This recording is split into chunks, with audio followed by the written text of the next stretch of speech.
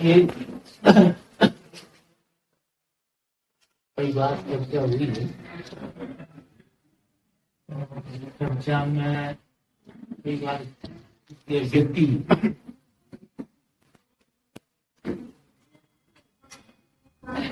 मतलब अगर सत्संग में जाने के बाद हम लोग जब बाजार में जाते हैं तो वही व्यवहार कर रहे होते हैं जो हम लोग दूसरों के साथ पहले कर रहे होते हैं।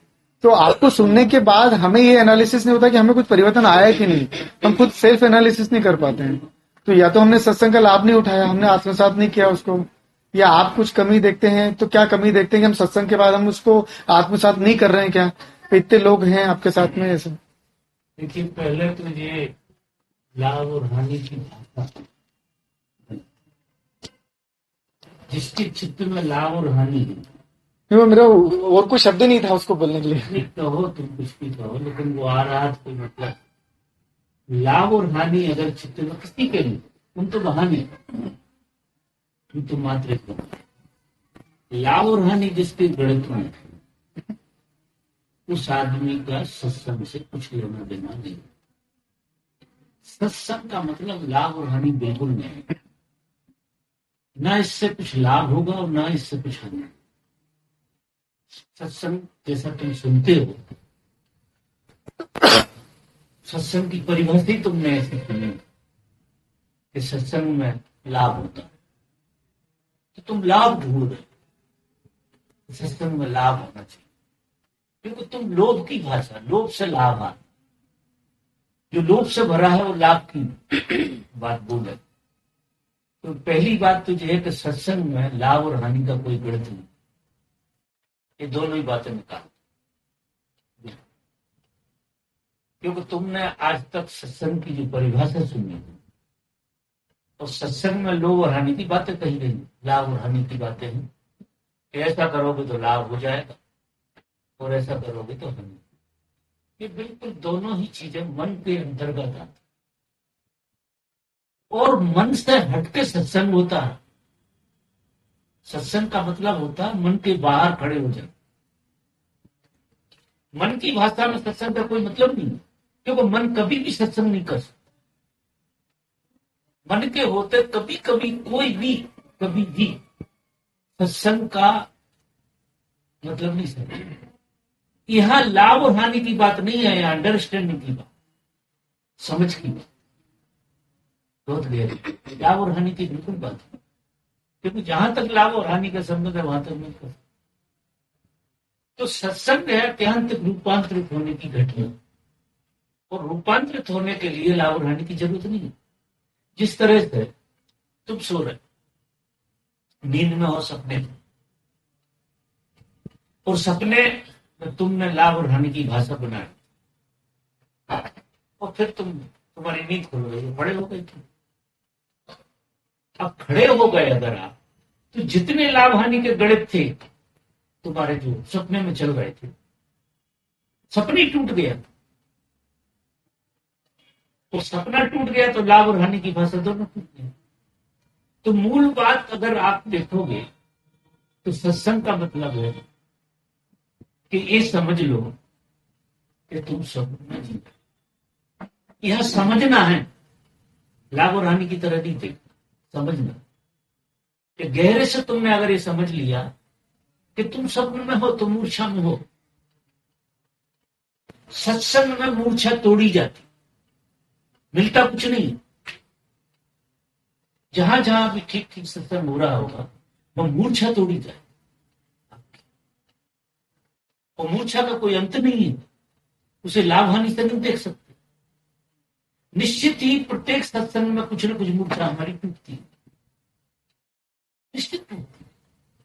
अगर मूर्छा कण मात्र को भी नहीं टूटती है तो सत्संग की कोई बात ही नहीं है। लेकिन मूर्छा अनंत लेकर बैठे हैं, बहुत मूर्छा से भरे हुए, और मूर्छा के लिए कोई आयोजन नहीं कर रहे। तो सत्संग तो हम करते निश्चित ही, सत्संग में बात होती है, उस बात को हम सुनते हैं। लेकिन जब सत्संग में मूर्छा तोड़ने की बात कही जाती है तो उसे हम अवॉइड करते। जैसे मैंने कई बार कहा, कितने बार कहा कि मनुष्य मूर्छित, और मूर्छा की वजह से दुख है, और किसी वजह से दुख नहीं है। किसी कार्य कारण से मनुष्य के जीवन में दुख की कोई संभावना भी नहीं, प्रतिबद्ध संभावना। मनुष्य के जीवन में दुख है, उसकी मूल में मूर्छा, मूर्छा तोड़नी। तो जब जब भी सत्संग होगा तो सत्संग में मूर्छा तोड़ने की बात करेंगे। इसे लाभ हानि से मत जोड़ो, लाभ हानि से जुड़े नहीं कि कितना लाभ हो रहा कितनी हानि। अब मूर्छा में जितनी मूर्छा टूटे उतनी मूर्छा और दिखाई देगी। मजा देखना, इसका गणित बड़ा उल्टा चलता है। जितनी जितनी जिसकी मूर्छा टूटती है उसकी क्या होती, उतनी आंख बड़ी होती, उसका विवेक बड़ा होता, उसके अंदर जागृति बड़ी होती, और जितनी बड़ी जागृति होगी उतनी ज्यादा मूर्छा को देखे। तो वही दिक्कत आ रही है बाबा। अब संसार में जो लोग जीते हैं वो इतने मूर्छित हैं कि उन्हें मूर्छा का भी पता नहीं कि मूर्छा क्या, बैल की तरह जुटते हैं, मूर्छा का बिल्कुल पता नहीं है कि वो मूर्छित है, तो स्वप्न लोक में जी रहा है, सतत स्वप्न चल रहा है उनके, वो ऐसी लीला चल रही है। साधना में सत्संग में मूर्छा तोड़ी जाए, लेकिन मूर्छा का कोई मापदंड नहीं है। जब तक मूर्छा बिल्कुल ही नहीं टूट जाए तब तक आप किसी मापदंड से वो तो टूटेगी, पूर्ण रूप से टूटेगी तो ही पता लगे। ऐसे समझिए कि आप 50 रस्सियों से बंधे हुए हैं और धीरे धीरे करके एक एक रस्सी आपकी खुल गई और आखिरी रस्सी बची है आप, तो आखिरी रस्सी भी उतनी ही बंधन है जितनी 50 रस्सियां थी नहीं, आखिरी धागा भी आपको उतनी तो पकड़ रहा है, क्योंकि किनारे से तो आप नहीं छूटे, उतनी पकड़ा है। तो उस तरह से मत देखिए, लेकिन लगे रहिए। अब हमारा क्या उद्देश्य रहता है कि हम सत्संग में ऐसा देखते हैं कि हमें कुछ नहीं हो रहा, कुछ नहीं। चूंकि मूर्छा तुम्हारी जिस ढंग से टूटती है सत्संग में, उसका तुम्हें पता नहीं लगे, क्योंकि बंधन तो बंधन है। अगर एक रस्सी से बंधे तो 50 रस्सी से बंधे, 50 रस्सियों ने तुम्हें बांध रखा है और धीरे धीरे एक रस्सी खोल रही है, तुम्हें पता नहीं लगेगा। क्योंकि जब भी तुम स्वतंत्र होना चाहोगे तो जो रस्सी बांधे हुए वो तो तुम्हें वही बांधे, तो जगह पे तो वहीं खड़े होंगे, नहीं खड़े। जिस जगह पे खड़े उसी जगह पे खड़े हुआ पाते हो, तो तुम्हें क्या लगता है यार सत्संग से कोई लाभ भी हो रहा है तो नहीं हो। सत्संग से ही सही लाभ होता। वो शायद मैं ये कहना चाहता था कि भाषा को बिल्कुल निकाल दो लाभ और हानि। नहीं, मैं ये कहना चाह रहा था, लाभ मेरे मुंह से निकल गया कि अब पीड़ा ज्यादा दिख रही है। पीड़ा तो दिखेगी सत्संग के बाद, आपके साथ मिलने के बाद। सत्संग के बाद मैंने क्या कहा कि सत्संग में पहली बार पता लगता है कि हम मूर्छित, वो पीड़ा हो और रही है। मूर्छित होना नहीं चाहते। समस्या जो खड़ी होती है, संसार में आदमी को मूर्छा का बोध नहीं है, और बोध नहीं है तो वो दुखी नहीं है, क्योंकि वो एक स्वप्न की दुनिया में जीवा, तो उसे कोई पता नहीं लगा कि मूर्छा कैसे टूटती है। फिर हम मूर्छित हैं, किसी से कहो कि यार तुम मूर्छित हो, अगर मेरी भाषा कोई ना जानता हो, मेरे सत्संग में कोई ना बैठा हो, ऐसे आदमी से मैं कहूं कि तुम जैसे हो वैसे मूर्छित हो, तो वो कहेगा कैसी बातें कर, आंखों से देख रहा हूं, कानों से सुन रहा हूं, चल रहा हूं, खा रहा हूं, पी रहा हूं, और मैं मूर्छित हूं, ये आपको भ्रम है, वो ऐसा कहेगा। लेकिन सच देखो अगर, तो मूर्छा में आदमी खा पी भी सकता है, मूर्छा में देख भी सकता, मूर्छा में व्यवहार भी कर सकता, और मूर्छा में सब कुछ कर सकता, लेकिन आनंदित नहीं हो सकता मूर्छा। आप कुछ भी करते रहो, मूर्छा में आनंदित नहीं हो सकते। आनंद आता है जितनी जितनी मूर्छा टूट, जैसी जैसी तुम्हारी मूर्छा टूटेगी वैसा वैसा प्रकाश का आविर्भाव होगा, वैसे वैसे विवेक जागेगा। इस तरह के सत्संग में बैठने से बाबा की ध्यान से भी और सत्संग से, दोनों चीजों। अभ्यास, एक तो अभ्यास आपको लगातार करना, और सत्संग। अभ्यास का मतलब होता है ध्यान, कि किसी विधि से आप गुजरे जिससे मूर्छा टूटे, और तुम्हें चूंकि सत्संग की जरूरत है, क्योंकि जिस वातावरण को तुम जीते हो वो एकदम मूर्छा का वातावरण है। तो तुम्हें इतना बोध भी नहीं होगा कि तुम मूर्छा में खड़े। तो सत्संग तुम्हें बताता है कि तुम मूर्छित कैसे हो। सत्संग में हमेशा ही मूर्छा को तोड़ने की बात उठती है और उसके प्रयोग बताए जाते हैं। वो प्रयोग आपको करने हैं। जैसे जैसे आप प्रयोग करोगे वैसे वैसे आपकी मूर्छा को निश्चित है। और अगर आप दुखी हैं तो पक्की बात है कि आप मूर्छित हैं। इसे तुम कितने ही झुठलाने की कोशिश करना, दुख का मूल कारण मूर्छा। जो आदमी जितनी परसेंटेज में दुखी है यहाँ, उसके जितने कारण है वे सब झूठे। पहले अब सत्संग क्या सिखाता है? ये सिखाता है। सत्संग क्या कहता है कि कारणों पे मत जाओ, मूल पे जाओ। जितने कारण तुम दुख के गिनते हो तुम, वे सब झूठे। कोई कारण नहीं है। न धन कारण है, न पद कारण है, न रिश्ते कारण है, न संस्कार कारण, कोई कारण नहीं। सिर्फ मूर्छा कारण, दुख का मात्र मूर्छा कारण। अब सत्संग में ये बात समझ में आई कि दुख का मूल कारण मूर्छा है, और जो कारण तुम समझते हो वो तुम्हारी ना समझी। असली में समझ में क्यों नहीं आती? लोग गलत कारणों से गलत चीजों को समझते हैं। हमारे दुख की व्याख्या में गलती करते हैं कि कोई और जिम्मेदार है, कोई परिस्थिति जिम्मेदार है, कोई व्यवस्था जिम्मेदार है, या परमात्मा की कृपा कम पड़ रही है हम वो जिम्मेदार। ये सब फालतू की बात है। तुम्हारी परमात्मा की कृपा तुम पे उतनी ही है जितनी बुद्ध और महावीर की ऊपर, उतनी ही। वो तो सतत करुणावान है, वो करुणा से भरा हुआ है। उसकी करुणा हमेशा बह रही है, सतत बह रही है। तुम्हें पता हो या ना हो, उसकी तो करुणा बह रही है। तो किसी को जवाबदार हो, किसी को जिम्मेदार मत मानिए। अपनी मूर्छा का मूल कारण ढूंढिए कि हमारी मूर्छा का मूल कारण क्या है। मूल कारण है आत्ते। जो मूल कारण है हमारा वो आत्ते। आत्ते टूटेंगे जागृति के प्रयोगों से। तो जितनी जागृति के प्रयोग करोगे उतनी मूर्छा टूटेगी। तो जितनी मूर्छा टूटेगी उतनी प्रश्न विदा होंगे। नहीं जो 1000 प्रश्न हमेशा तलवार की तरह लटकते रहेंगे कि कभी विदा होने वाले हैं। आज यहां पूछोगे, कल कहीं दूसरी जगह पूछोगे, परसों कोई तीसरी जगह पूछोगे, लेकिन तुम्हें करना तो कुछ है ही नहीं, सिर्फ पूछना है। जो तरकीब बताई गई उससे तो चलना नहीं। मूर्छा, पहली बात तो जो गहराई से समझो, रो मत, घिष्टो मत। बहुत गहराई से जिसकी समझ में जो बात आ जाती है कि दुख का मूल कारण मूर्छा है, तो क्या करेगा? उसकी कितनी एनर्जी बचेगी कि इनकी वजह से दुखी नहीं हो, इनकी वजह से दुखी नहीं। पत्नी की वजह से दुख नहीं होता, माँ बाप की वजह से दुख नहीं होता, संसार की वजह से दुख नहीं होता, धन की वजह से दुख नहीं होता, क्योंकि किसी वजह से दुख का कुछ लेना देना नहीं है। ये सब खिलौने। सत्संग का मतलब ही। अब ऐसा सत्संग अगर समझ में आएगा तुम्हें कि दुख के मूल कारण आप हैं, क्योंकि आप मूर्छा में जीते, आपके अलावा कोई दूसरा कारण नहीं। अब अपनी जवाबदारी जैसे ही कोई लेता है मूर्छा टूटना शुरू होगी, लेकिन हम कोई नहीं लेते अपनी जवाबदारी।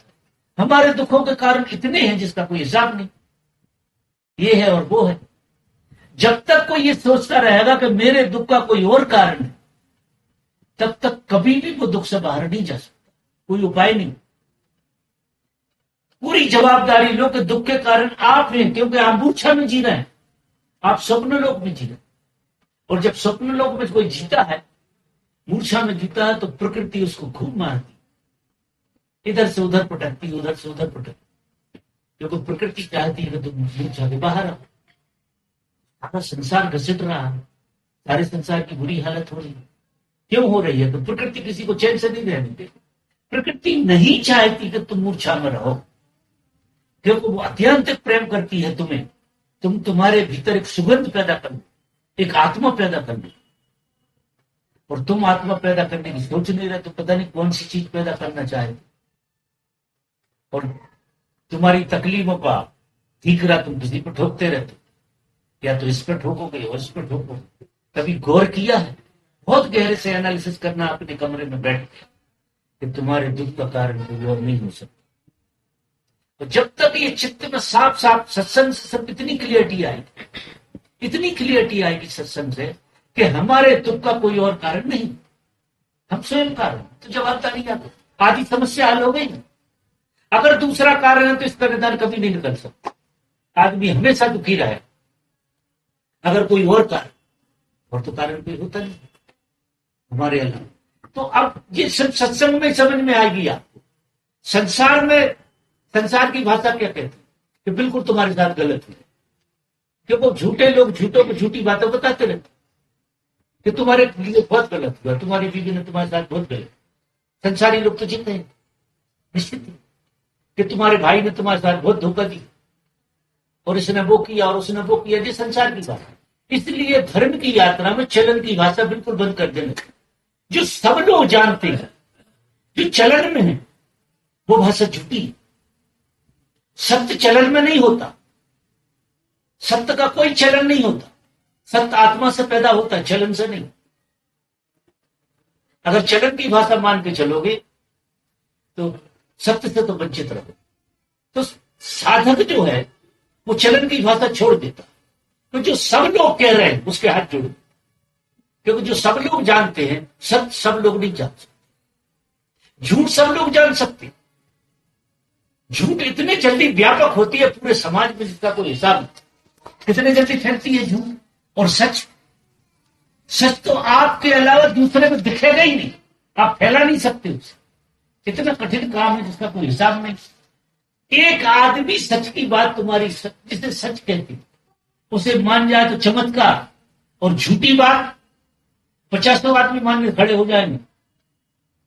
जो चलन की भाषा, जो झूठ की भाषा, उसके 50 गवाह मिल जाएंगे तुम्हारे लिए। तो अब आदमी को तो बिल्कुल अकेला होना पड़ेगा, बिल्कुल नंगा होना पड़ेगा। और जब तक कोई आदमी बिल्कुल अकेला नहीं हो जाता है, अपने में नहीं बैठ जाता है, तब तक सत्संग होगा किससे? सत्संग कोई भीड़ की बात तो है नहीं, ये भेड़ चाल तो है नहीं कि जो भेड़े चल रही वो हम चलें, जयराम जी करने लगे, सब जयराम जी कर रहे। उससे अगर सत्संग कहोगे तो हो गया। सत्संग चलन की भाषा बिल्कुल नहीं है, एक पक्का मान। सत्संग तो आत्यांतिक अनुभूति है जीवन की। ये हम सब लोग बैठते हैं वो क्या है बाबा? आपके साथ में लोग बैठे, ये सत्संग नहीं। इस सत्संग की इतनी शोरबा का जिसका कोई हिसाब। बिल्कुल पृष्ठभूमि है, आखिरी पृष्ठभूमि। और इसमें भी क्या होता है कि 50 आदमी मेरे सत्संग में बैठती है, मैं देखता हूं 50 आदमी, 49 आदमी झुक जाते। एक 50वां आदमी मुझे जिंदा रखे हुए, वो 50वां आदमी समझ लेता। तो उस 50 के लिए आया था मैं, जो 49 तो उसके लिए सपोर्ट करने के लिए। तो ये जो सत्संग है ना, ये सब जगह चलता है। ये क्या करता है कि एक संवेदनशील आदमी के लिए एक बार देता है। मैं आश्रम चलाता, 50 लोग आते, व्यवहार होता खूब। आप आश्चर्य करेंगे, उनमें 49 लोग एक आदमी को जगाने का आयोजन नहीं है सकते। ऐसे समझो, क्योंकि सत्संग के करीब पहुंचने में बहुत समय लग जाता है। पहले तो बागड़ का काम करना पड़ता है, पहले तो सपोर्ट में आपको बैठना पड़ेगा किसी के लाभ में, किसी के हित में। पहले आप बागड़ की तरह काम करो, और जो इतना बागड़ का काम करते करते करते करते फिर किसी दिन तुम केंद्र में आओ, अपने केंद्र में। निश्चित ही ये सत्संग है किसी तरह, लेकिन फिर भी मैं कहूंगा कि नहीं है, क्योंकि सत्संग का असर तो तुरंत होता है। जैसा मैंने कहा, अगर वैसा तुमने सुन लिया, जैसा मैं कह रहा, अगर तुमने सच में वैसा सुन लिया तो तुम अभिहार मुक्त हो जाओगे सब व्यवस्थाओं से। जो मैं कहता हूं कि दुख का कोई कारण नहीं है, सिर्फ मूर्छा। अब इतनी रियलिटी तुम्हारे भीतर आ जाए कि मेरे अलावा मेरे दुख का कोई कारण नहीं। अगर ये बात कील की तरह तुम में बैठ गई तो सत्संग शुरू होगी, आपका भीतर सत्संग शुरू। अब आपके विचार किस बात के लिए दौड़ेंगे, जरा अंदाज लगाओ। खोपड़ी कहां जाएगी? आप ध्यान में नहीं जाओगे तो कहां जाओ? आपकी मूर्छा नहीं टूटेगी तो और क्या हो, क्योंकि सपने तो बंद हो जाएंगे। सपने किस चीज के? दूसरों को जिम्मेदारी से जो आदमी देखता है, मेरे सुख और दुख का कोई और कारण है, अगर ऐसे देखोगे तो सपने में नहीं। समझ रहे बात नहीं? मेरे सुख और दुख का कारण कोई और है, इसका मतलब तुम सपने लोक में चले, और सपने का कोई निदान नहीं, कोई निदान नहीं, इसलिए सब दुखी रहते। क्योंकि अगर इस तरह से सोचोगे, ये है मूर्छा, ये मूर्छा में आई हुई समझ, ये उल्टी समझ कि मेरे दुख सुख का कारण मेरे अलावा और है, कोई दूसरा है, मैं तो बिल्कुल नहीं, निश्चित तुम बिल्कुल बाहर खड़े हो जाए और दूसरों को जवाबदार बना। अब दूसरों को जवाबदार बनाओगे तो निदान कभी जीवन में नहीं निकला। तुम्हारे ऑपरेशन में, तुम ही ऑपरेशन में सहयोगी होगे, कोई दूसरा तुम ही होगे, तो ये बात बिल्कुल साफ हो जाए, बिल्कुल साफ। ओ न निज दुख सुख कर दाता, रामायण में एक बात कही, ओ न निज सुख दुख कर दाता, निज कृत कर्म भोग सब प्राप्त। रामचंद्र जी कह रहे हैं, रामचंद्र जी कह रहे हैं कि कोई भी किसी पे तो न, किसी के सुख दुख का कोई भी आधार नहीं है। निज कृत कर्म, मेरे ही कर्मों से मैं दुखी हूं। वही बात कृष्ण कहते हैं कि व्यक्ति स्वयं स्वयं के कर्मों से दुखी है और स्वयं के कर्मों से ही आनंद है, निश्चित ही। और कर्म क्या है? कर्म को उस तरह से मत समझ लेना, कर्म की परिभाषा ही बिल्कुल अलग है जो कृष्ण कर रहे हैं। कृष्ण कह रहे हैं कि होश में किया हुआ कर्म कर्म, और मूर्छा में किया हुआ कर्म कुकर्म। मूर्छा में कर्म करोगे सिवा दुख के कुछ हाथ नहीं लगने, और होश में कर्म करोगे और आनंद के अलावा कुछ नहीं मिलेगा। आनंद मिलेगा, मस्ती मिलेगी। तो मूल बात तो मूर्छा ही हो गई ना, और जिम्मेदारी आप पे आ गई। साफ देख लिया आपने कि को न निज दुख सुख कर दाता, किसी के सुख दुख का कोई भी देने वाला नहीं है। निज कृत कर्म, जो मैंने किया वो मैंने भोगा। तो सत्संग तुझे सिखाता, चाहे गीता से ले लो आप, चाहे रामायण से ले लो। हम सिर्फ गीता गाते रहते हैं, रामायण को सुनते रहते हैं, लेकिन उसमें जो कील लगी हुई है, जो मूल बातें कही हुई है, जो हमारे जीवन का पूरा उद्धार कर दे, ऐसी बात है।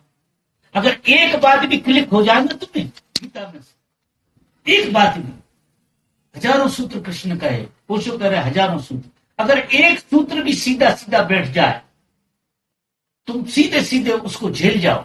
इसलिए मैं कहता हूं 50 लोग जब बैठे होते हैं मेरी सभा में और एक आदमी सुन लेता, और मैं उस एक आदमी को बोल रहा, मजा देखो, और वो सुन लेता, वो नाच उठता, उसको मजा आ जाता। फिर 49 उसको सहयोग किए, तो इतना पुण्य तो उन्हें भी मिला, इतना पुण्य मिला, शोरबा का शोरबा तो मिल गया कि वो एक ही जीवन में जो क्रांति घटी उसके प्रकाश के सहभागी हुए, तो वो थोड़ा कर्म तुम्हारा हो, ऐसे उससे तुम्हारा नंबर भी आए। अब अगर तुम्हें सीधी बात जैसे उसने सुनी ऐसी तुमने सुनी तो तुम्हारा भी काम हो। तो जितना ज्यादा लाभ सत्संग से होता है उतना तो किसी चीज से नहीं। लेकिन सत्संग सत्य का ही साथ, सत्य का साथ, उससे चलन वाली भाषा नहीं, जो चलन में है वो भाषा बिल्कुल नहीं। चलन की भाषा हमेशा ही हमको हमसे नीचे दिलाती, चाहे तुम्हारे पिताजी कह रहे हैं, चाहे तुम्हारा भाई कह रहा हो, चाहे तुम्हारे हितैषी कह रहे हो, चाहे तुम्हारे पड़ोसी कह रहे हो, इन सबके प्रति कान बंद करके जीना पड़ता है। वह हंसो देख, चाहे तुम्हारे रिश्तेदार कोई कुछ कह रहे हैं, इनकी किसी की मत सुनना, अंधे बहरे हो जाए इन बात जो वो कहते हैं, क्योंकि वो चलन की भाषा, और चलन की भाषा झूठ की भाषा। वो झूठ की भाषा क्या देगी तुम्हें? सपने में डाले। एक आदमी दूसरे आदमी को सिवा सपने में डालने को, और यहां क्या कर रहा?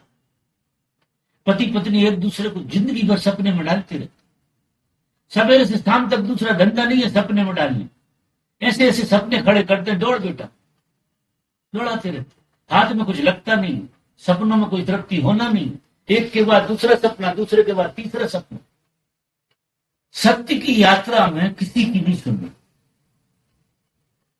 सबकी सुनो, मानो किसी की, सुनो सबकी, गुनो अपनी।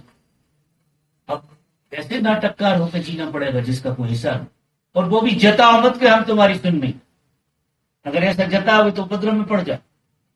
जताना किसी को नहीं है कि हम तुम्हारी बिल्कुल नहीं सुनो, ये तो और उपद्रव खड़ा कर लिया तो तुम सुनो बिल्कुल ऐसे, जैसे बिल्कुल ऐसे सुन रहा है वो बिल्कुल सुन रहा है, लेकिन गुन्ना अपनी, सुन किसी की भी लेना हो, गुन्ना अपनी। ये सत्संग का पहला सूत्र है, चलना अपनी आत्मा से, ये भीड़ से मत चले जा, तो भीड़ तो पता नहीं कहां ले जाना चाहे, संटिक चल रही है। तो चलन की भाषा झूठी भाषा है, काम चला हुआ, उस भाषा पे गौर नहीं कर, और अपने सुख दुख का दूसरे पे ठीकरा नहीं फोड़, तो तुम सत्संग के करीब आए। मजा देखो, ये दो तीन चीजें समझ में आ गई अगर, तो फिर तरकीब बताता हूं। फिर तरकीब से कैसे, पहले तो ये चीजें समझो, और समझोगे तो फिर मैं तरकीब बताऊंगा कि मुझे टूटती कैसे।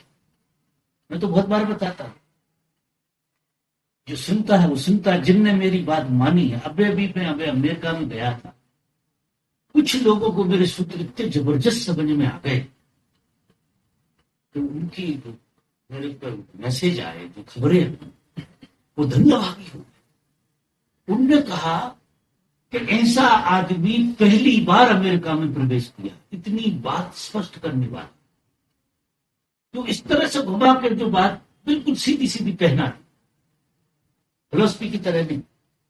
और उसमें भी मैं कहूंगा कि 50 आदमी आए, 1000 आदमी आए, उन्होंने सबने थोड़ी समझा, कुछ लोगों ने। यानी मैं अमेरिका गए ही कुछ लोगों के लिए था, कुछ मुट्ठी भर लोगों के, यानी कहो तो 2-5 लोगों के, लेकिन वे 2-5 हीरे थे जिनके लिए जाना हो। और मेरे पास आते हैं लोग, कोई ना कोई तो हीरा जरूर होता, बिना उसके जो चलेगा नहीं खेल मेरा। एक आध कोई सच में सत्संगी आता, इसे सत्संग की जरूरत, और बाकी हम सब लोग उसको वातावरण देते, वातावरण के लिए इकट्ठे। तो यह भी सत्संग है, ये मत समझना कि व्यर्थ जाना, ये निश्चित सत्संग है। लेकिन सत्संग की गहराई है, ये शुरू बात, और फिर गहराई, और सत्संग की गहराई में मूर्छा टूटती। नहीं बाबा, आप बोलते हैं कि हम लोग बेहोशी में सुनते हैं, लेकिन मैं मेरी बात करूं तो मुझे लगता है, या दूसरे लोग भी यहाँ बैठते हैं सब, आपको बहुत प्रेम से सुनते हैं, बहुत दिल से सुनते हैं, आपको सुनने के लिए तड़पते भी हैं। तो फिर बेहोशी इसमें काम मिक्स हो गई। हम तो पूरे प्रयास कर रहे हैं कि आपको दिल से सुने, आपके सामने बैठे हैं, पूरा प्रेजेंट होकर कोशिश भी करते हैं, तो बेहोशी फिर भी घुसती है, फिर क्या करें उसमें? ये बात भी तुम मन से ही कर, मतलब तुम ऊपर ऊपर कर, ये बात गहराई से नहीं है। तुम सच में गहराई, अच्छा चलो तुम मुझे सुनते हो, तो मेरी बात मानिए था। मैंने कहा, एक सूत्र दिया था कि जब तुम बोलो तो तुम सुनो, तुमने मानी मेरी बात, तो क्या खाक सुना मुझे तुमने कोई भी मेरी बात मानी। मैंने 2500 तरकीब बताई, 2 ओमकार का प्रयोग करो सुबह शाम 2-2 घंटे, तो ओमकार जागते हुए बोलो, तो कितनी विधि है। मेरी बात सुनने का मतलब है मेरी द्वारा कही हुई बात पे चले, क्योंकि जो मैंने बोला है वो कब फलेगा, अभी नहीं फलेगा। मैं जो विधि बताता हूं, अगर उस विधि से तुम चलोगी तो तुम्हारी मूर्छा टूटेगी। तो मैंने तुम्हें जो बोला गया है वो तुम्हारे अचेतन में भेजा गया, समझना बात, तुम्हारे अचेतन में डाला गया, और तुमने चेतन मन से जितना सुना है वो काम में नहीं आता, क्योंकि तुम्हारा एक हिस्सा सुन रहा है मेरी बात, 9 हिस्से तुम्हारे भीतर पड़े हैं बेहोशी के। और इधर से जैसे गेट के बाहर होते हो तुम, ये हिस्सा सो जाता, जिसने मुझे सुना था, वो बेहिस्से खड़े हो जाते जो तुम्हारे अचेतन में पड़े, तो वो मारते हैं तुम्हारे लिए, ये बात बिल्कुल ठीक ही हो जाती जो मैंने कही, और फिर तुम्हें लगता है कि सत्संग का कोई असर नहीं है। तो वो 9 हिस्सों को तोड़ने के लिए तुम्हें किसी विधि की जरूरत पड़े, वो ऐसे नहीं टूटेगा जैसे। बात से तो क्या होगा, तुम्हें मजा किस बात का आता कि चैतन्य मन में तुम मेरे जैसे हो जाते। जब मैं बोलता ही जाऊंगा तो तुम्हारा चित्त एक जगह ठहरने लगेगा और तुम्हें बिल्कुल मेरी बात साफ साफ समझ में आएगी। लेकिन एक हिस्से को आ जाएगी, आपको ऐसा लगेगा कि आज तो काम ही हो गया हो तुम्हारा, इतने अच्छे से लगने लगेगा कि बाबा ने कैसे बात कह दी, बिल्कुल नहा जाओगे तुम, इतना अच्छा लगे। लेकिन जैसे तुम गेट के बाहर, कई बार हुआ है, कई बार लोग नहा जाते हैं मेरी बातों, लेकिन एक हिस्सा नहा। अब जो तुम्हारे भीतर के हिस्से पड़े हुए, उनको तोड़ने के लिए तुम्हें किसी प्रयोग की जरूरत पड़े। और वो प्रयोग में 25 तरह से तुम्हें बता दूंगा, तुम्हें मानती नहीं। तुम्हें ऐसा लगता है मैं बोलूं और तुम्हारा काम हो जाए, इतना सस्ता नहीं है। प्रयोग के बाद सुनेंगे तो अचेतन में जाएगा। प्रयोग के बाद सुनेंगे तो जो तुमने सुना है ना चेतन में, वो अचेतन में कितना काम करेगा, वो पूरे अचेतन को तोड़ दे, गहराई में चला। लेकिन प्रयोग तो अपने को ऐसा नहीं करना, फुर्सत कहां है, सुबह से शाम तक मरे जा रहे हैं, काम 2 पैसा करनी। लेकिन सुबह से शाम तक इतनी व्यस्तता है कि कुछ पूछो, रोटी खाने फुर्सत नहीं। आज इसने दिन भर से रोटी नहीं खाई, मजा देखो कितनी व्यस्त रही है। तो काम 2 पैसा का नहीं है, मजा देखो।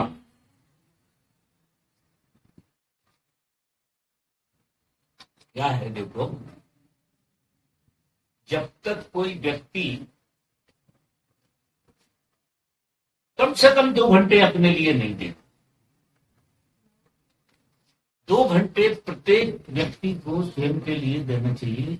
ये जिंदगी से बिल्कुल बाहर हो जाना चाहिए। 2 घंटे, मैं सिर्फ 2 घंटे मांगता हूं कि 2 घंटे आप अपने को दो,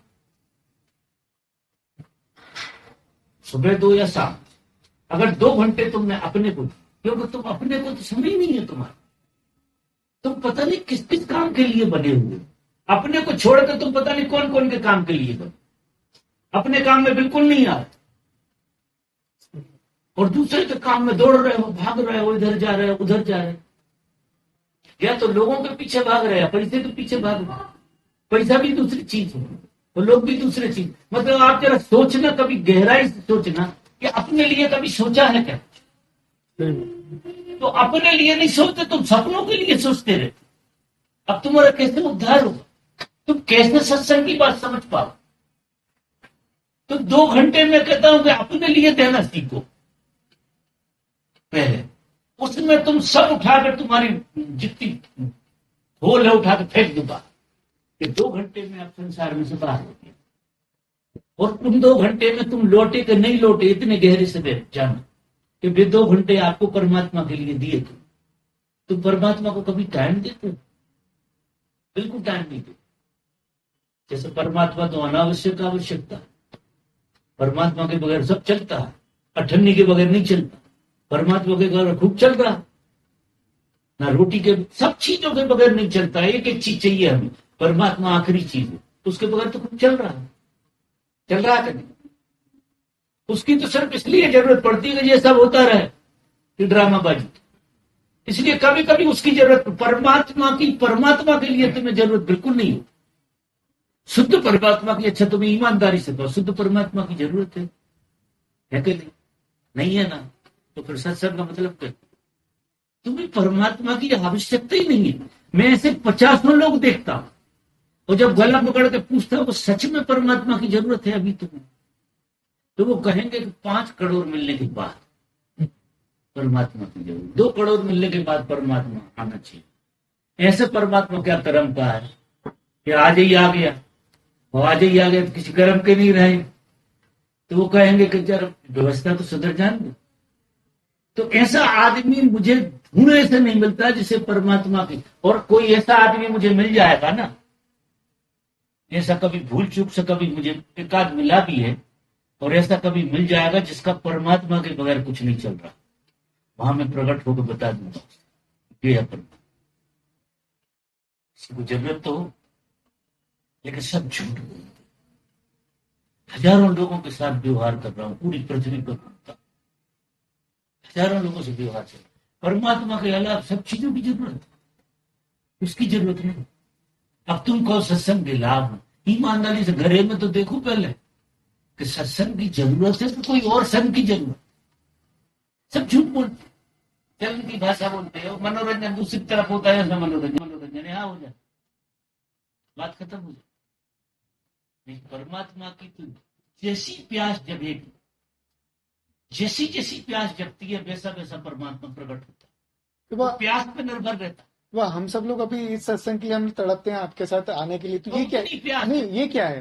ये उतनी प्यास है पूरी पूरी ऊपर के एक लेवल ठीक है तुम्हारा, क्योंकि खोज तो रहे हो जाने अनजाने, निश्चित ही खोज रहे हो, अंधेरे में ढूंढ रहे हो, लेकिन बहुत चीजों के ढूंढने के साथ ढूंढ रहे हो, इससे कम ढूंढ रहे हो, एक हिस्से से ढूंढ रहे हो, 9 हिस्सों से पता नहीं क्या क्या ढूंढ रहे हो।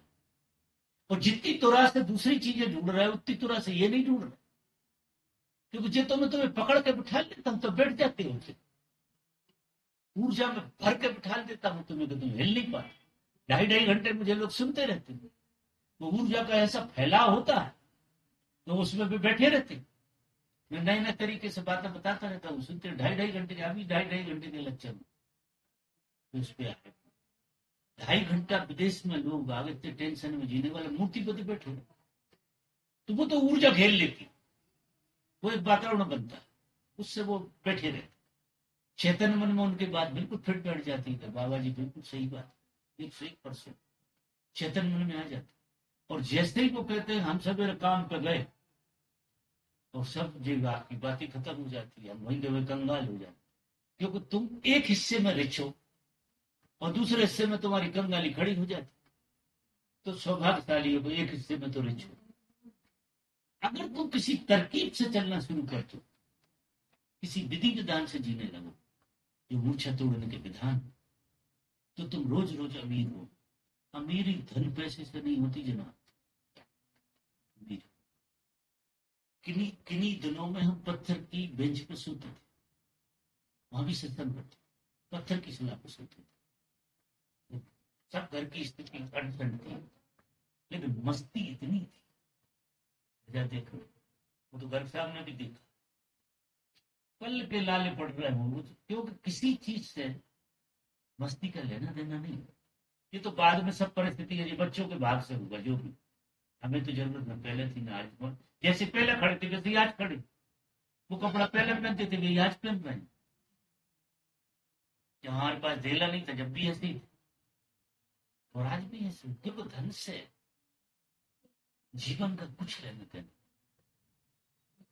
कुछ लेना देना, जीवन का संबंध तो होश से सीधा है।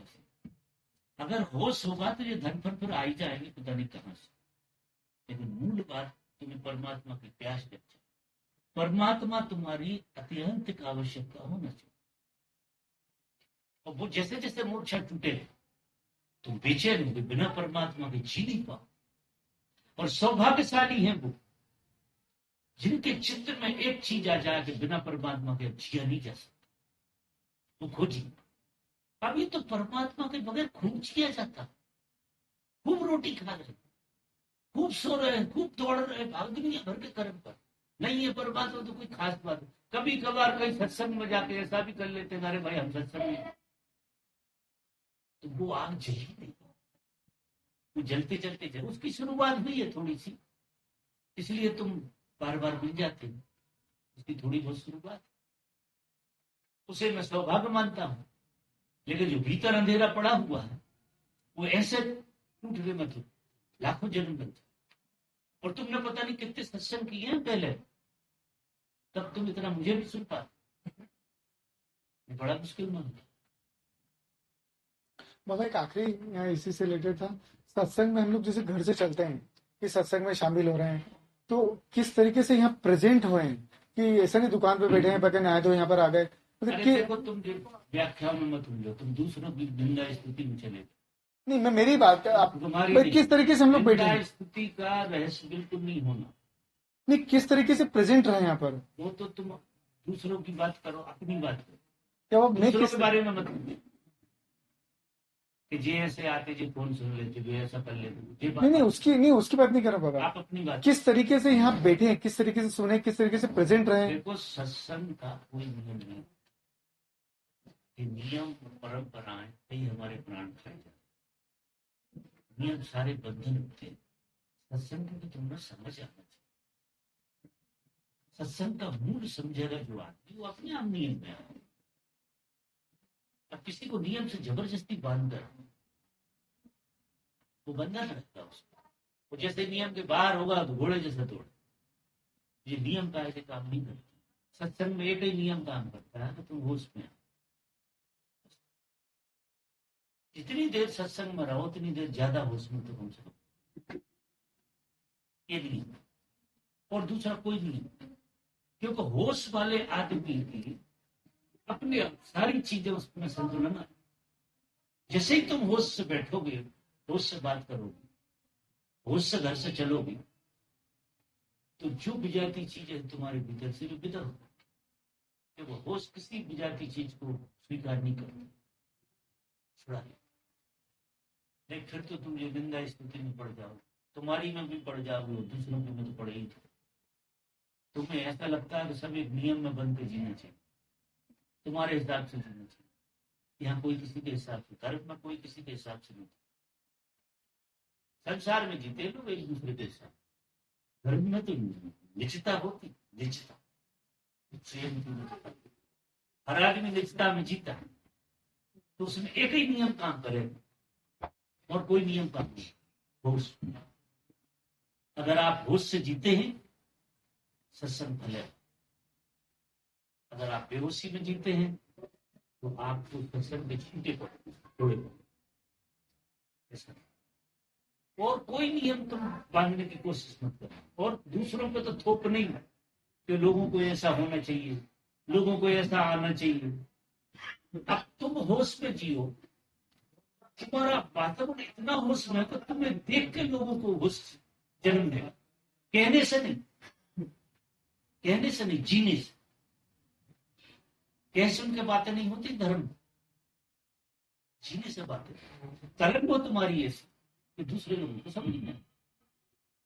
पहली बात तो तुम्हें समझाने की जरूरत नहीं, सब अपनी अपनी समझते हैं। तो सत्संग में आने का सही तरीका है होश में आना, होश में बस। इससे ज्यादा तो फिर क्या हो जाएगा, तो तुम अपने आप में फंसा रहे। ये मन का खेल। तो मन बहुत सारी बातें मान भी लेगा, फिर भी कुछ नहीं होगा। और किसी का कोई प्रश्न है तो मैं दूसरे तरह से बात हो गई। किसी का अगर प्रश्न हो तो मैं अलग तरह से करूंगा। भोजन की तैयारी हो रही है, परमात्मा से ज्यादा ऊपर। आज मैं कह दूं तो सब लोग आज भोजन कर परमात्मा की याद में भूखे रहो, की रात आपद हो जाएगी, सब गालियां। आज ही कह दूं एक ही सूत्र के, आज यार एक काम करते हैं अपन सब परमात्मा की याद से जीतते, भोजन से नहीं। और जब तक तुम्हारी भूख और प्यास परमात्मा की याद ना हो जाए तब तक सत्संग का असर रहेगा नहीं। एक बार तो ये वैराग्य की दुनिया में से गुजरना है।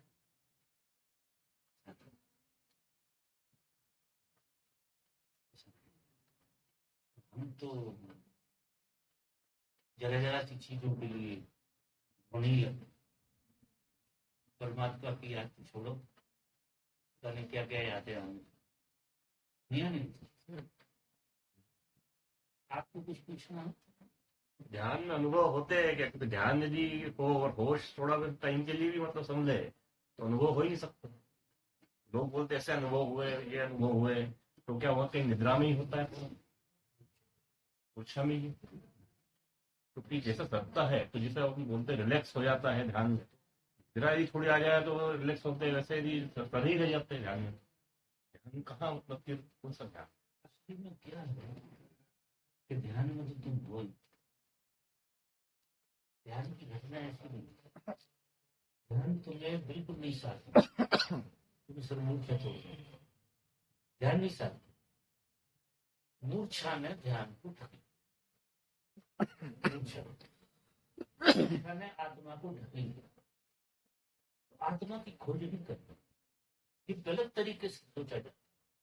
और अगर आप आत्मा की खोज में चले गए तो तुम नींद में सपने देखोगे आप, और भगवान कृष्ण भी दिख जाए, पता नहीं क्या क्या दिखे, वो सब चीजें कुछ करना। मूल बात, आप ध्यान के लिए ध्यान नहीं कर रहे, मूर्छा तोड़ने के लिए कोई आयोजन नहीं। तो जैसे जैसे मूर्छा टूटे, ये परिणाम है ध्यान। ध्यान परिणाम है जागृति का। ध्यान कोई सीधी घटना नहीं है कि तुम ध्यान कर, देखो ध्यान तुमसे बड़ा, तुम कैसे कर, आत्मा तुमसे बड़ी, तुम आत्मा के लिए कुछ नहीं कर सकते, वो तुमसे बड़ी है, तुम में व्यापक, तुम सीधा कुछ नहीं करते। तुम अगर कुछ कर सकते हो तो मूर्छा तोड़ सकते, और जैसे जैसे तुम्हारी मूर्छा टूटे वैसे वैसे तुम्हारे अंदर प्रकाश पड़े, चैतन्य प्रकट हो। और चैतन्य का जो ना तो रूप है, न गंध है, न स्वाद है, चैतन्य चेतन, उसे किसी नाम रूप से नहीं जाना जा सकता, उसे होता है, वो मात्र है, उसकी सत्ता है, में उसकी सत्ता है। तो मूर्छा जिस टूटे वो सत्ता प्रकट। देखो प्रकट क्या है, जैसे लकड़ी में आप समाई, लकड़ी में पूरी आग सम, लेकिन वो किसी प्रयोग से, घर्षण से आग प्रकट हो जाए। तो ये जैसे लकड़ी में आत्मा समाई, आग समाई, ऐसे तुम्हारी मूर्छा परमात्मा समाई। तो मूर्छा में संघर्ष साधना से, तो संघर्ष से मूर्छा टूटे, तो जैसे जैसे मूर्छा टूटे आप तो उसमें समाई।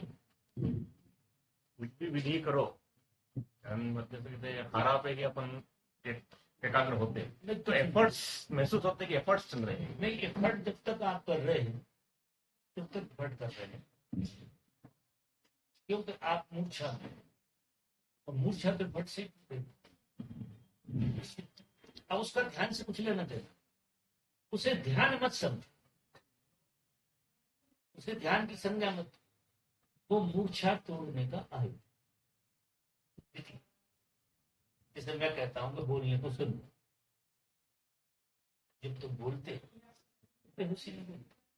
तो बोलने को सुनो मैं, अब बोलने को सुनने का जो प्रयास है, वो जो तुम अनर्गल बोलते हो, मूर्छा में बोलते हो, वो तुम्हारी क्या करेगी, वो बोलना अपनी जगह हो, सुनना अपनी जगह हो। जब सुनने के साथ बोलोगे तो मूर्छा टूटेगी, हर बोलने में मूर्छा टूटेगी। जैसे ही तुम बोलोगे और होश पूर्वक बोलोगे तुम्हारी मूर्छा टूटेगी। तो जितने भी प्रयोग हैं ये सब मूर्छा तोड़ने के, ध्यान के नहीं। ध्यान का किसी क्रियाकलाप से लेना देना नहीं, क्योंकि ध्यान लेके तो तुम पैदा ही हुए, मूर्छा आ गई ऊपर से। ध्यान के बगैर तुम हो नहीं सकते, ये सृष्टि नहीं हो सकती। ध्यान यानी परमात्मा, ध्यान यानी परम सत्ता, उस परम सत्ता के बगैर कुछ हो नहीं सकता। लेकिन वो छुपी हुई है, और छुपी हुई इसलिए है कि जैसे आप देखो, तुम तुम्हारी पत्नी के साथ बैठे हो, सो रहे, कुछ नहीं पता, धीरे जब रात होती तुम्हारे पड़ी, और रात के नींद लग गई तुम्हें, और नींद लग गई, वो महानरक भोग रहे हो थोड़ी देर के लिए, और ऐसा लग रहा कढ़ाओं में जलाए जा रहे, पता नहीं क्या क्या हो, सर कट रहे हैं, पता नहीं क्या क्या हो, और बिल्कुल नाइट मेयर हो गया, पूरा पसीना पसीना हो, और फिर नींद खुल गई, तुम अपनी जगह। ये जो जागने के बाद होती है मूर्छा, जागरण पहले होता है, मूर्छा बाद में। तो जागरण मूर्छा को फंसा, रईस तो तुम पहले थे, गरीबी का भ्रम तुम्हें बाद में हुआ, अब गरीबी का भ्रम ही तो टूटा। क्योंकि कोई भी आदमी अगर भीतर से अमीर नहीं है तो कभी अमीर हो नहीं सकता। अगर तुम आत्मा नहीं है तो आत्मा कभी पैदा नहीं होगी। तुम आत्मा कभी पैदा नहीं, आत्मा तो है ही मूर्छा में दबी, और जैसे ही मूर्छा टूटेगी आत्मा प्रकट हो जाए। लेकिन मूर्छा टूटने की बात है कुछ नहीं, तो मूर्छा को उपाय करना पड़ेगा। क्योंकि तुम जिस ढंग की जिंदगी जी हो पैदा हो जब से, तुम्हें बहुत मूर्छा में चला, पूरी मूर्छा का एक कटोरा पहनूं जैसे, तो तुम्हें कुछ पाना नहीं, मूर्छा तोड़ने। तो जितने प्रयोग महापुरुष कराते सब मूर्छा तोड़ने के कर। कैसे मूर्छा तुम्हारी टूट जाए? मंत्र जाप भी उसी में से था, योगा भी उसी में है, प्राणायाम भी उसी में है, जितनी विधि है। अब मंत्र की पूरी साधना, पहले क्या था कि इतने सरल लोग थे,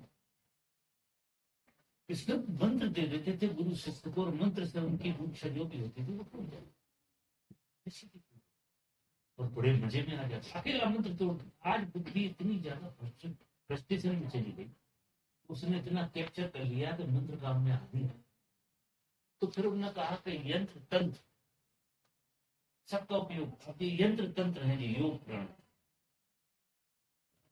योग और प्राणायाम, इनसे तुम्हें मूर्छा तोड़ना। और ये जितनी विधियां ध्यान, तंत्र में टेक्निक है ना, तंत्र, तंत्र का मतलब टेक्निक। आज जो है टेक्नीशियन होना पड़ेगा अपना खुद का, वैसे काम नहीं चले। आपका ताला खोलने के लिए आपको टेक्नीशियन बनना, तो कोई टेक्निक आपके हाथ में होना चाहिए, तब आपका ताला खुलेगा।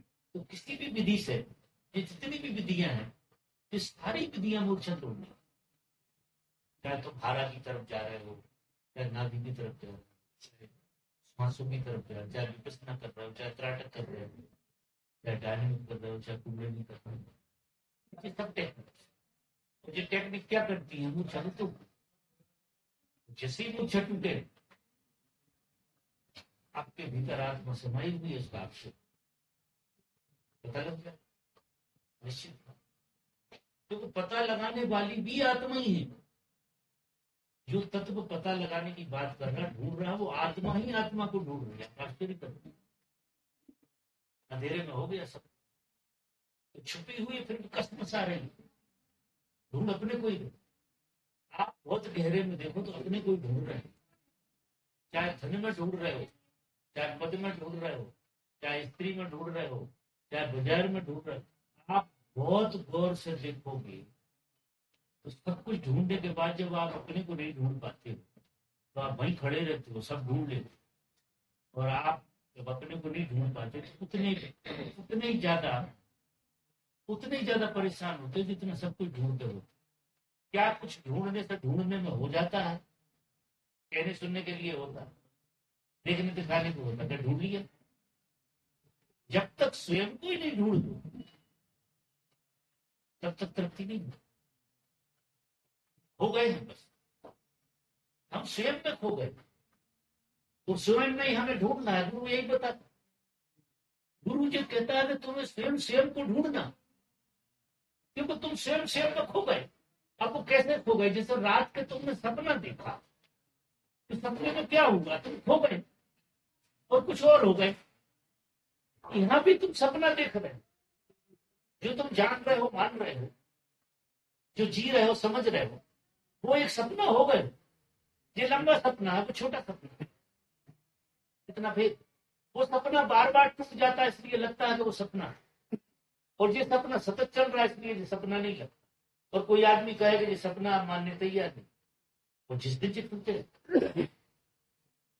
टूटता है तो कबीर जैसा आदमी कहता, सपना ये संसार, ये तो सपना था पूरा। और मैं जागृत होकर स्वप्न देख रहा था। वो कह रहा अष्टावक्र, जनक कह रहा ये मैं कैसे देख रहा था? आश्चर्य। जैसे कोई आदमी बहुत भीभत्स सपना देख रहा हो रात के, और सवेरे उठे तो उसे लगे कि इतना खराब से सपना मैंने कैसे देखा?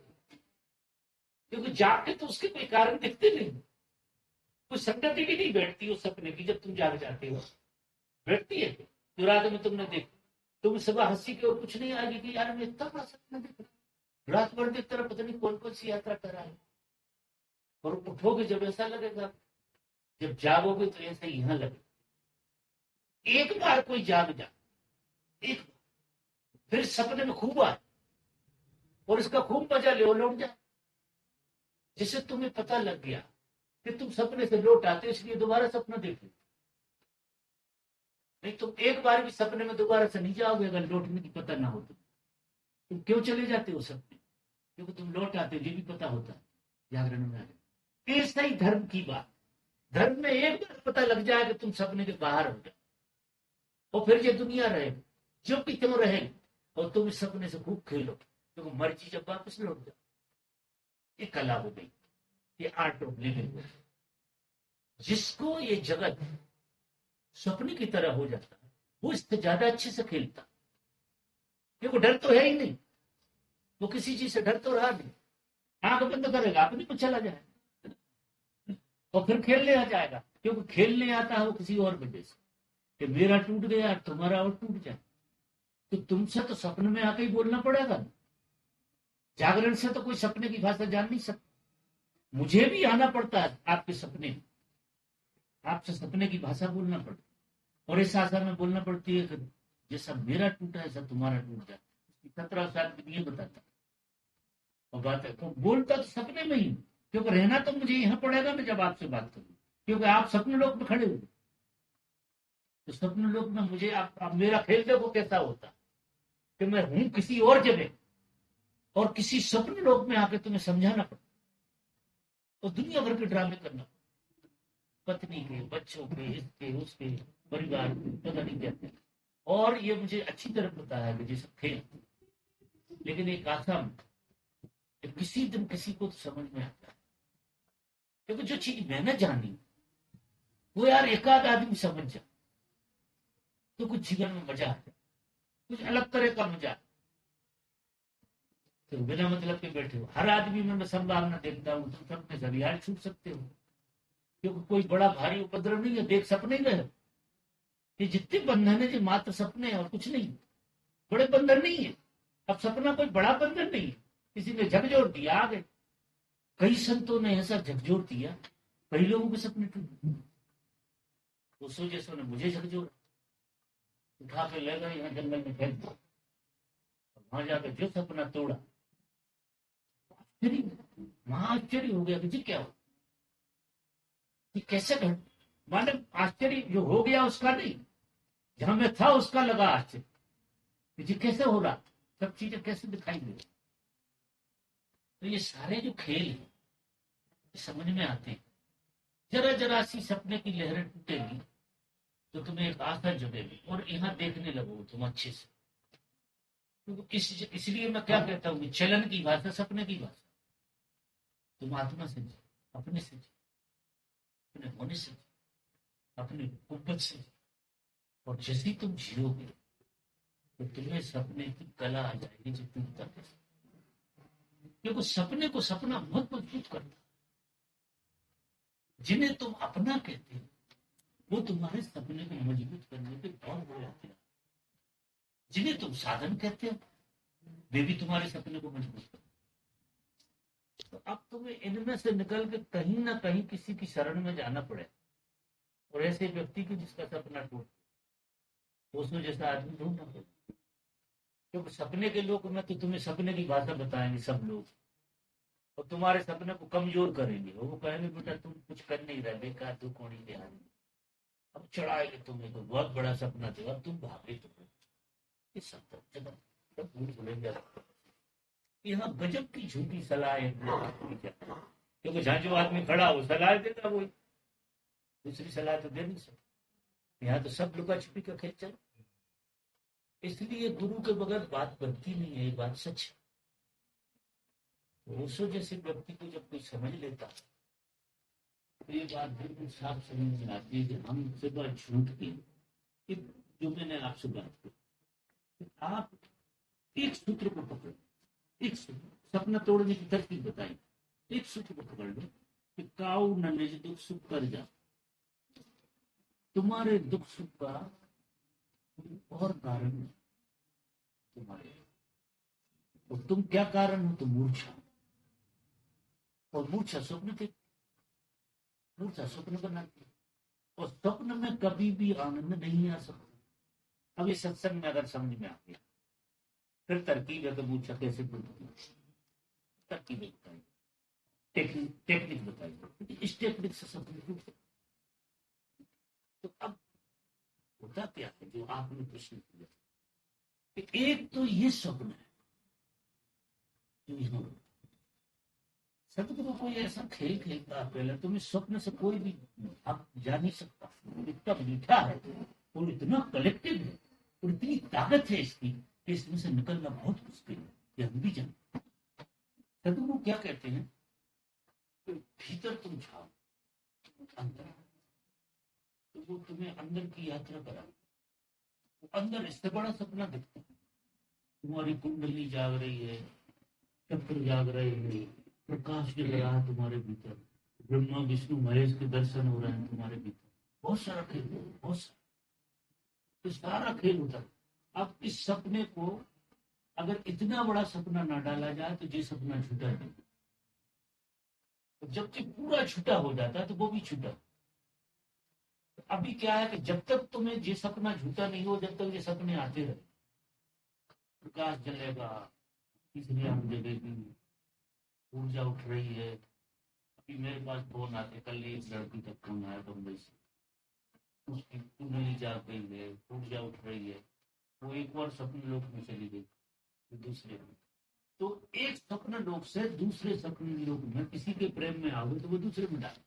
नहीं, मेरे को क्या है कि जैसे इनिशियली जब ध्यान कर रहा था थोड़ा बहुत हुआ और बाद में मेरे को ये अनुभव ही नहीं हुआ, तो मुझे तो लगता है कि मैंने ध्यान किया है कि नहीं। लोग तो वो सब मतलब इसकी अनुभव की बात करते हैं, मेरे पास कोई अनुभव ही नहीं। देखो जितने सपनों की जिसको जरूरत होती है उतने सपने में आदमी पलटने की बात, पलटने को जो तो मीठी लाई जाती है दवाई, तो इसमें से निकालना है, इसमें घुसाना है, तो फिर आटे में काटा रहता है।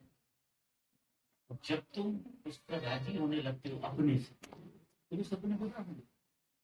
अब तुम सीधे आ ही गए ना, राजी हो गए ना, बैठो बिना सपने के भी तुम वहां रहने राजी हो, तो फिर तुम्हें सपने नहीं, तुम्हारे अनुभव गायब होने लगते, कोई अनुभव नहीं होता किसी को। कई लोगों को बहुत जबरदस्त अनुभव होता, कई लोगों को बिल्कुल नहीं होता, कई लोग कहते हैं हमें कोई अनुभव नहीं। अब इसको जितना ज्यादा महत्वाकांक्षी आदमी डाउट ये होता है कि मतलब अपन ध्यान कर रहे हैं कि अपना कोई होता ही नहीं। डाउट नहीं, डाउट तुम्हें अपने को दूसरी तरह से पहचान। आप जितनी ज्यादा साधना करते हैं, अगर आप साधना करते हैं, आपके जीवन में उत्सव आना शुरू होगा, हमेशा प्रसन्नता रहे, हमेशा अकारण प्रसन्न होने की, अकारण प्रसन्न जो रहने लगे उसको साधना। अकेले को का आनंद लेने लगे, अकेला है और मौज में कोई नहीं है, फिर भी उसकी मस्ती जंगल में बैठा आते थे राजा ने कर दिया। तो जितने जितने गहरे में तुम जाओगे उतनी प्रसन्नता, वो आनंद की अनुभूति एक अलग चीज है, वो क्योंकि आनंद तुम स्वयं, उसकी कोई अनुभूति नहीं है, कोई अनुभूति करने वाला नहीं, वो तो तुम स्वयं हुआ। तो तुम्हें थोड़े दिनों बाद पता, अभी तो मन का खेल, मन बिल्कुल विदा हो जाता है, आनंद तुम्हारा स्वभाव है। और फिर तीसरी घटना घटेगी, जिसके बगल में बैठोगे वो आनंद देते, ये और मापदंड, जिससे बात करोगे ढंग से अध्यात्म की बात, जिससे तुम नहीं बनेगी वो आदमी बदले, कोई उपाय नहीं है तो वो बदले, उतनी देर को तो बदले जितनी देर को सुनो। घर में जाके कुछ भी होता है, उतनी देर को तो क्या होता है, वो सीधा हो जाता है, आदमी टेढ़ा जीता है, उस समय सीधा होता है। सत्संग में हम सब ऐसे हो जाते, चैतन्य में आ जाते, सबको अच्छा लगता है, घर जाकर समय से हो जाए। तो अब अगर तरकीब से चले तो पकड़ ली बात, एक बार ऐसे होगा तो हम ऐसे क्यों हो, किसी ने उठा पटक के सीधा कर दिया, अब सीधे सीधे चले ना। तो अगर ठीक उठ गए बहुत गहरे से तो फिर टेढ़े जोड़े नहीं चलोगे। तो यहाँ अगर खड़े हो गए, आपने खड़ा कर दिया, हम घर जाके वापस नहीं लेट जाए तो क्या करें? वो मतलब वो ये जो आनंद अभी है, मतलब वो वहाँ चला नहीं जाए, सो नहीं जाए तो क्या करें बाबा घर जाके? उसके लिए तो मैंने कहा कि टेक्निक से जीना, विधि को। जैसे अभी तुम बोल गए बेहोश, ये सब बात अभी हाल, हाँ अभी हाल मैंने कही थी, अभी हाल ये सब बातें बेहोशी में बोली थी, हाँ अभी ने होश में बोली तो तुम आड़े नहीं, तुम मेरे सामने नहीं हो पा रहे हो, इतनी मूर्छा। अभी तुम कहते सपने में जी रहे हो, यही जी रहे, तो यही थोड़ी बैठे हो, पता नहीं कहाँ तक खिसक जाए। अगर तुम यहीं बैठो तो फिर उठ ही नहीं पाओ, तुम दूसरे हो तो यदि यहाँ बैठ के भी तो पता नहीं कहाँ कहाँ घूमते रहे, तो वो बिना टेक्निक के काम चलेगा नहीं। तो कोई ना कोई टेक्निक आपको अपनाना पड़ेगा, और मजबूत टेक्निक अपनाना। मूर्छा गली, मूर्छा तोड़ने का आयोजन करो बस, और किसी बात को सोचो ही मत मूर्छा कैसे टूट जाए। तो मूर्छा कोई सपने कब आते हैं आदमी को? जब सोता है, जागे हुए को नहीं आते। जैसे नींद आएगी सपने आने लगे। सपना का कोई आधार थोड़ी है, मूर्छा आधार। तुम जो सपने में जाते हो वो मूर्छा के कारण जाते। सपने दोष, सपनों का कोई दोष नहीं है कि तुम कौन से सपने देखो, उनका क्या दोष है? मूर्छा है दोष। तो मूर्छा टूटेगी, सपने अपने आप पैदा हो जाएंगे। तो मूल रूप से तो हमें मूर्छा तोड़। अब आप कहोगे मूर्छा तोड़नी नहीं है और सपने ठीक हो जाए हमारे, हम सपने में जाए नहीं, कोई उपाय है क्या? मूर्छा में सपने आएंगे? तो वो मूर्छा का स्वभाव है सपना पैदा करना। और फिर रस्सी में सांप देखोगे, हाथ पर तोड़ो, तो मूर्छा में सब चीजें उल्टी सीधी दिखती है। मूर्छित आदमी हमेशा नेगेटिव अर्थ लगा, नेगेटिव हमेशा। वो रस्सी, सांप को रस्सी नहीं मानेगा, रस्सी को सांप मानेगा। नेगेटिविटी में आदमी हमेशा उल्टा देखता, हमेशा उल्टा, वो सीधा देखते नहीं। और नेगेटिविटी जो है ना, मूर्छा के महाकेंद्र में से आती। तो अंधेरे में चलोगे तो क्या होगा? अंधेरे में कितने भूत प्रेत खड़े कर लेते हो आप। वही जगह प्रकाश में जब तुम देखते हो तो वहां कुछ नहीं है, आप आराम से चले। और वही जगह को जब आप अंधेरे में जाते तो कितने सांप बिच्छू इकट्ठे हो जाते हैं आपके पीछे। ये यहाँ भी, यहाँ तुम बैठे हो, अब मूर्छा में बैठे हो, इसलिए तुम्हें ये बुरा है, ये भला है, ये पापी है, ये पुण्यात्मा, ये राग है, ये दोष है, ये काम है, ये क्रोध, ये कुछ है नहीं। वजह देखना, कोई चीजें नहीं है। ये सब सपने, ये सब मूर्छा की वजह से प्रकट होती। इनकी मूल जड़ है मूर्छा। ना तो कोई ईर्षा से भरा है, ना ईर्षा है, ना द्वेष है, ना पाप है, ना पुण्य है, ना क्रोध है, ना लोभ है, ना मोह। ये सब ऐसे ही हैं जैसे एक आदमी अंधेरे रास्ते से जाता तो 25 बिच्छू खड़े हो जाते, भूत प्रेत भी खड़े हो जाते कि नहीं? वो वही रास्ते से आप सवेरे जा रहे हो, ये नहीं, फिर सब काम विदा हो जाते। फिर थोड़ी, ये भी नहीं है। ये जितनी चीजें हैं ये सब भ्रमणाएं, इसलिए इनसे लड़ने की कोशिश तो करना मत। मूर्छा तोड़ो, टुकड़ों टुकड़ों में इनसे लड़ोगे तुम कभी नहीं जीत सकते। न ईर्षा के बाहर जा सकता, न क्रोध के बाहर जा सकता, न लोभ के बाहर जा सकता, न मोह के बाहर। क्योंकि ये चीजें अंधेरे में पनपती, तो अंधेरे में पनपती तो अंधेरे को मिटाना है। लेकिन अब तुम इनको मिटाना, अब नीति कहती है कि इन्हें मिटाओ, कभी मिटती है? कोई उपाय नहीं। धर्म कहता है कि मूर्छा तोड़, धर्म जो कहता है कि मूर्छा हटाओ। जैसे ही मूर्छा हटेगी ये सांप बिच्छू सब खत्म, तुम कोई और आदमी हो। तो मूल बात तो मूर्छा है ना। मूर्छा में रहोगे तो आड़े टेढ़े गिरोगे ही ना। जरा आप पियोगे तो मोबे में गिरो, लड़खड़ाएंगे। तो वैसे चलोगे तो मुझे नहीं आ रही समझ। मूल मंत्र है मूर्छा तोड़ना, धर्म की मूल मंत्र। तो मूर्छा कैसे टूटे? उसकी 17 विधियां, और तोड़ने का प्रयास करो तो 101 विधियां। परेशानी है ना। लेकिन किसको तोड़ना? मूर्छा में रस होता नहीं, तो मूर्छा में इतना रस है तो फिर देखेंगे धर्म को। मेरा गाली तो गला दो चालू, उसमें बड़ा मजा आता है गाली देने। गाली देने में अगर मजा है तो फिर गाली की सजा भोगो। गालियों से तो सजा होना ही चाहिए। अब अपन भोजन करें। हाँ बाबा।